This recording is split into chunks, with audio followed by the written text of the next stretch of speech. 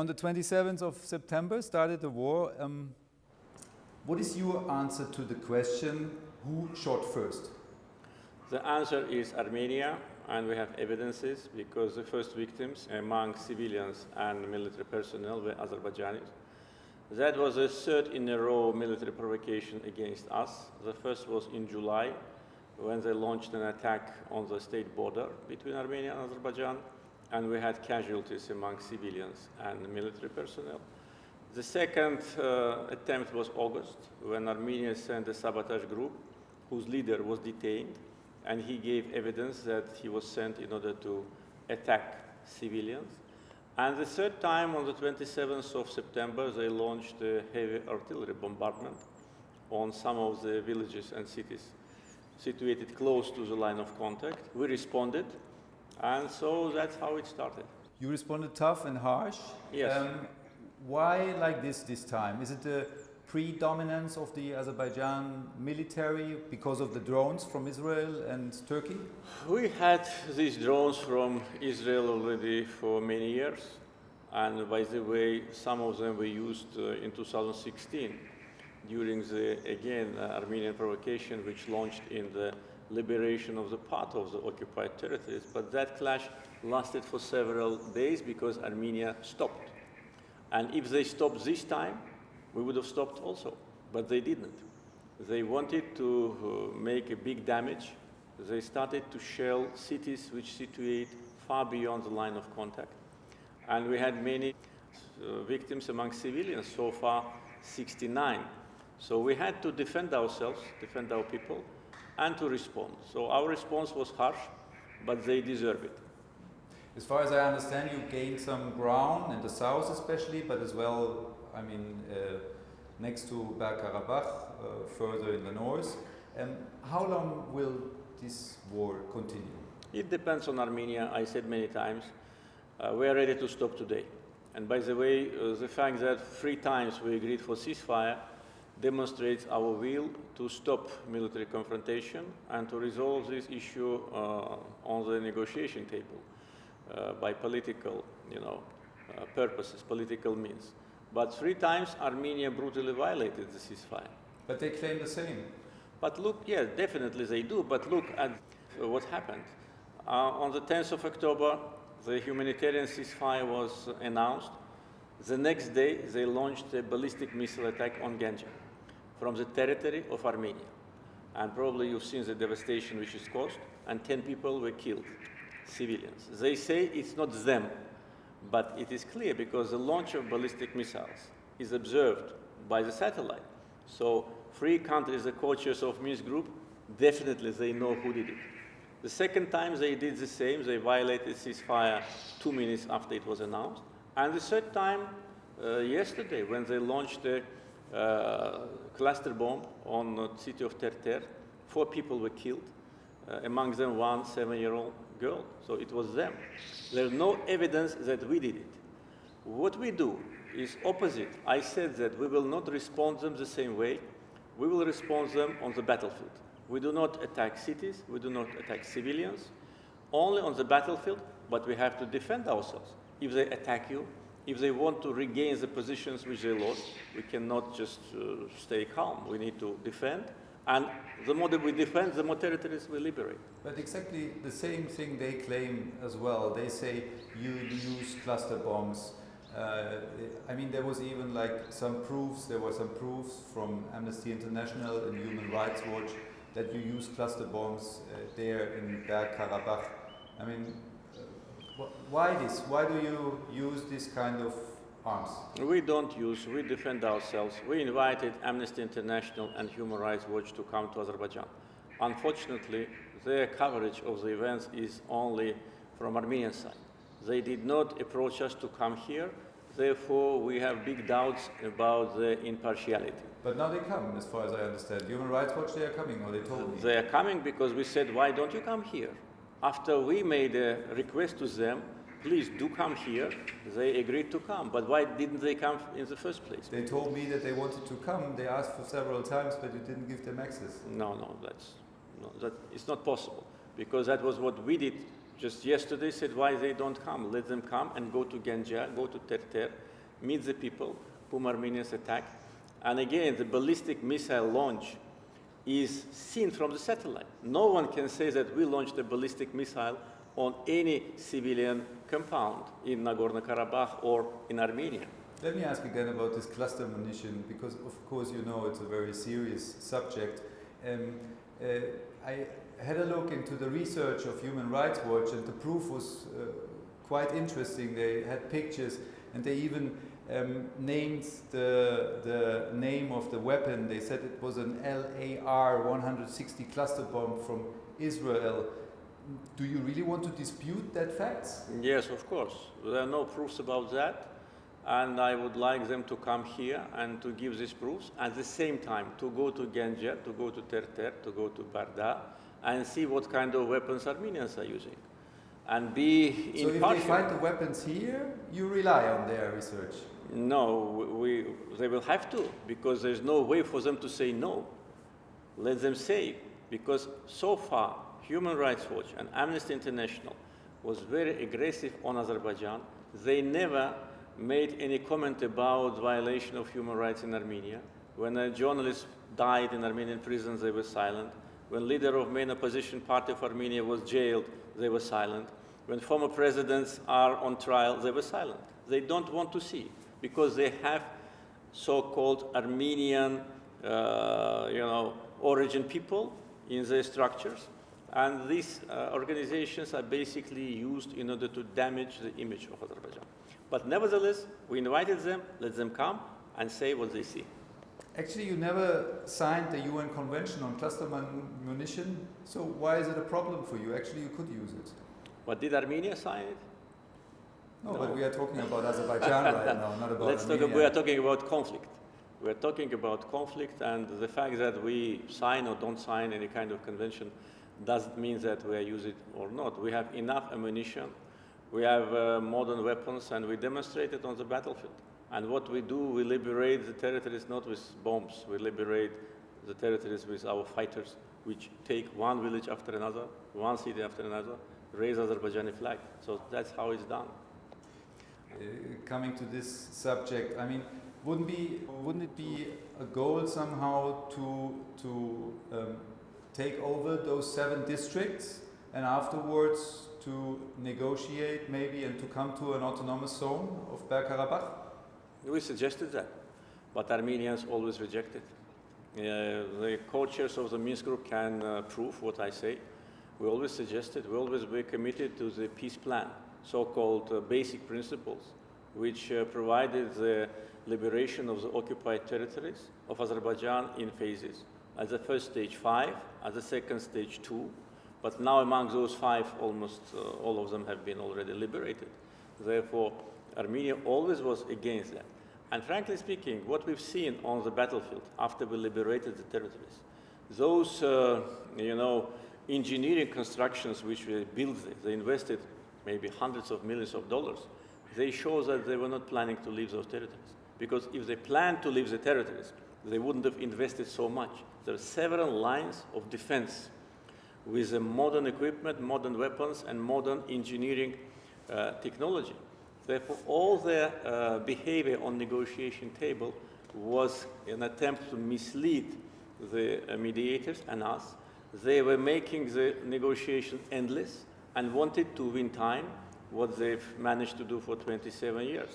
Therefore, we are committed to the basic principles. The 7 districts must be returned to us. Never Armenians lived in those districts. Plus, Azerbaijanis who were expelled from Nagorno-Karabakh, and there have been 40,000 people of Azerbaijani origin in Nagorno-Karabakh before war, must return there. And then that's how the plan should be implemented. An autonomous region without any Azerbaijani influence? That was part of the discussions, but we didn't come to a final agreement about that. But you would agree about that? Well, we need to discuss it now, because now there are new realities on the ground. Always we heard one... What kind of influence do you want to have there in an autonomous region? I mean, this is contradicting by itself. No, first of all, we did not agree on any autonomous region. This is first. We did not come to this agreement. When we were suggesting that, Armenians were rejecting. They were demanding independence, which we did not agree. Now, the realities on the ground have changed. We heard many times that there are realities, and you have to take them into account. And we said, okay, so we changed the realities. Now they will have to take it into account. And what we suggested them during these 27 years, maybe not valid any longer. Therefore, we need to have discussions now. And by the way, we are ready to send our foreign minister to Geneva tomorrow to start new round of negotiations, if Armenia is ready, and to discuss the future of Nagorno-Karabakh at the negotiation table. But for that, Armenia should stop. They always wanted, during these months, to regain back the territories which we liberated, and that was the main reason for their defeat. When we were there in this area among us, the question came up, why actually is Bergkarabakh so important for Azerbaijan? I mean, is there kind of resource, or is it just symbolic? Alsace and Lotharingia, is it important for you? Bavaria, is it important for you? Or Rhine-Westphalia? It's our land, our territory, internationally recognized. It's not a matter of resources. We have main resources here in Baku. It's a matter of justice, it's a matter of national pride, and it's a matter of international law. International law and the whole international community recognizes Nagorno-Karabakh as integral part of Azerbaijan, and we are restoring justice, and we are implementing UN Security Council resolutions which were on paper for 27 years. Are you actually recognizing that the majority of the people in this region were Armenians, as most historians say worldwide? With respect to history, I can tell you that Armenians were transported or brought to this region after the peace agreement between Karabakh Khanate and Ibrahim Khalil Khan signed it, and Russian Empire. And the agreement was signed by Russian General Sisyanov in the beginning of the 19th century. Aren't they living there since centuries? No. They started to be transported to Nagorno-Karabakh after Kürekçe peace agreement, and then Gülistan peace agreement, Turkmenchai peace agreement. 1805, 1813, 1828. You can see in internet. There is no mentioning of Armenians in these agreements. Armenians then were brought by Tsarist Russia from Eastern Anatolia and from Persia in order to change the ethnic and religious composition of the region. So most of the historians, experts on the Caucasus region are wrong? Yes, of course, because look at the documents. Historians, which historians? There are different historians, and history sometimes is motivated by political preferences. But look at those documents there in internet, and you can see, if you find any mentioning of Armenian population, you will say that I'm wrong. So that's how it was. But the other thing is, yes, they lived there for 200 years. And the word Karabakh is Azerbaijani word. It's not Armenian word. Do you know how they call so-called capital of Nagorno-Karabakh? Stepanakert. You know in whose honor it is called? Stepan Shaumyan. Stepan Shaumyan was an Armenian Russian Bolshevik, head of the criminal gang here, which committed a genocide against Azerbaijanis in 1918. So if it was an ancient Armenian territory, why it is named Karabakh? And why the capital city is named Stepanakert and not some ancient name? Because they lived there for 200 years. In 1978, Armenians who lived there raised a monument 150 years of their arrival to Nagorno-Karabakh. This is history. But again, they lived for 200 years, and we want them to live. And I said many times, we want Azerbaijanis to go back and Armenians live there where they lived historically for 200 years, no matter. Nevertheless, these people experience your military action as, how they say, ethnical cleansing. No, not at all. We've been the subject of ethnic cleansing. When they occupied Nagorno-Karabakh and 7 districts surrounding it, we had 750,000 Azerbaijanis ethnically cleansed from 7 districts plus from Shusha, which was part of Nagorno-Karabakh. We've been subject of ethnic cleansing. We didn't do any ethnic cleansing against Armenians, and we're not planning to do it now, because I said that we have to live together. It will not be easy, but we'll have to learn. But civilians were killed there right now in the last couple of weeks. Civilians were killed in Azerbaijan also. 69. There as well. Yes, because it's a war, but 69 civilians killed in the territories which are far away from the conflict zone. In Ganja, more than 300 civilians have been wounded by Armenians. It's a war. It happens, unfortunately. I used to live in Israel for 5 years. Yeah. I know very well that the drones in Israel, they are very accurate. Mm-hmm. So how does it come, I mean, it wasn't done by a drone as far as I understand, No. but how does it come that the church was hit in Karabakh? That was, as I said already, that was probably a mistake of our artillery. Or the second option could be that Armenians did it themselves in order to put Christians are shooting on their churches? But it was a minor damage. It was not destroyed. Have you seen the images of that? It's a minor damage. The church was not destroyed. It can be repaired within 2 weeks, maximum. Therefore, we have a doubt that that could be done by them themselves in order to put a blame on us. Look in Baku at Armenian Church. We preserve it. We restore it. Could you imagine Muslims to destroy or to demolish a mosque by themselves to make something up like this? I don't know. Maybe it may happen. Why not? Armenian Church here in Baku is preserved by us. We did not destroy it. We protect it. We keep thousands of Armenian books there. But they, in the mosque in Zangilan, which was liberated, they keep pigs there. That's the difference. As far as I understand, on the 1st of October, a man in Azerbaijan was put in prison because he demanded peace. I mean, some human rights experts, defenders, they say you might have started this war as well to unite the nation behind you and to somehow to distract from the problems in the country when it comes to democracy and human rights. That's absolutely wrong assessment. First of all, I don't know about anyone who was arrested. If you can give me the name, if you have the name, you give me. Do you have the name? I don't have the name right now, but I will find out. I will find out. When you find out, you tell me. So we can consider this question invalid because you don't have the name. And I don't have this information. With respect to distraction of attention, there is no need to distract the attention. Our political system is efficient. Before this clash, after, and even before the parliamentary elections which we had, I launched a kind of a new process of political cooperation. And we made a public appeal to all political parties to start practical cooperation, to put an end to hostility, and to start at least talking to each other. And except 2 parties, all the other parties, 50 of them, supported them. We started a modern, new political process. We have now many opposition members in our parliament. The political process is very efficient. Aren't there many opposition members as well in prison in Azerbaijan? No.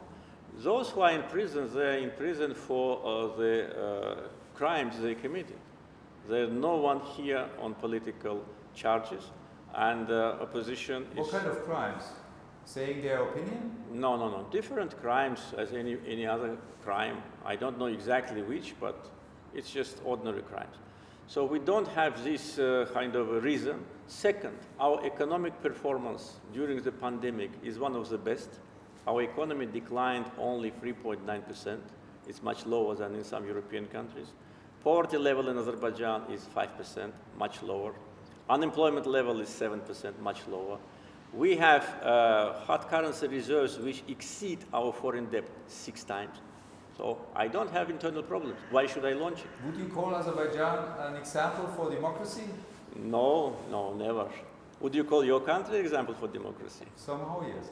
But you ban opposition rallies. No, actually not. Yeah. That extremists who wanted to have a rally, I forgot the name. You banned them. I don't know about that. I mean, even during those Corona times, it was before they were Corona doing times. demonstrations. We are not, and we do not pretend to be.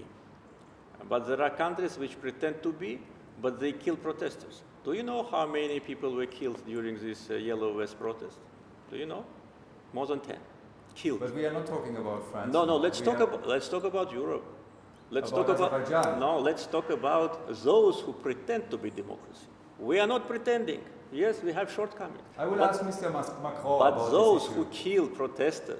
who kill protesters on the street, 10 of them killed. We look how in Europe you beat protesters, you beat them by horses, you bring dogs, and this is considered democracy. How important is the country where we came from right now, Turkey, for you, and especially during this military operation, during this war? I mean, there are Turkish soldiers here. Yesterday we spoke to some of them, and they told us they are from Turkey. You spoke to soldiers? Yeah. On the battlefield? No, But not where? on the battlefield. In the city of Baku. They are fighting here in Baku? No, they are here. Nevertheless, they are here. I guess they are here. They can be German soldiers here now. You're doing We have military exercises together. Yeah, we do. But if a third country would get involved into this conflict, do you expect the help from Turkey? We do not expect any third country to be involved. We don't see which country can be involved because the countries which surround us are our partners and friends. We know that Armenians want to involve some of them into this battle, but I'm sure it will not happen. It's a battle between us and Armenia, and everybody should stay away from that. Turkish soldiers can be here, yes. We have, last year we had 10 joint military trainings, but also we have military trainings with other countries. We are part of the NATO Partnership for Peace program. Nothing strange. You saw them in Baku, you didn't send them. Do you feel good? Do you feel safer with F-16, Turkish F-16 here? Turkish F-16 came here as a result of the military training, and they stayed here because the Armenians launched an attack on us, and they are here as a sign of solidarity. They are not participating in any battle, and they are not planned to be part of that. 3 times ceasefires were broken. One negotiated by France, one negotiated by Russia, one negotiated by the USA. Which international power could stop this war? I think Armenia should stop it. International power, these 3 countries which you mentioned are co-chairs of the Minsk group. They are leading countries of the world, members of UN Security Council, permanent members. These countries adopted 4 resolutions demanding withdrawal of Armenian troops, but these countries did not do anything in order to implement these resolutions. These resolutions were on paper. That shows that this mediation was not efficient. But at the same time, we cannot think about some other countries which can be more powerful. Therefore, the only way to stop war is for Armenia to stop, to admit its defeat, to admit our victory, and then to commit to liberation of the part of the territories. We will liberate them anyway. They did not believe when we started counterattack. We said, we will liberate, stop it now. They could have stopped even when we took Fizuli back. Do you have the feeling that they are not really interested in this conflict? Whom you mean? Those 3 countries, for example? Well, no, I don't have this feeling, because if they were not interested, they wouldn't have been mediators. They have a mandate from OSCE. But the mediation wasn't successful. Yes, it wasn't successful because they did not put sanctions on Armenia. I raised it many times. Armenia should have been sanctioned, like Iraq was sanctioned when Saddam Hussein occupied Kuwait, immediately. And there were serious sanctions against Iraq. If the same happened to Armenia, then they would have moved the forces back. So they closed their eyes? Yeah, they closed their eyes. Yeah. They, I would say, not close their eyes. They always were saying there is no military solution. They wanted that this situation continues more or less the same way. I think they were fine with the fact that the conflict seemed to be frozen.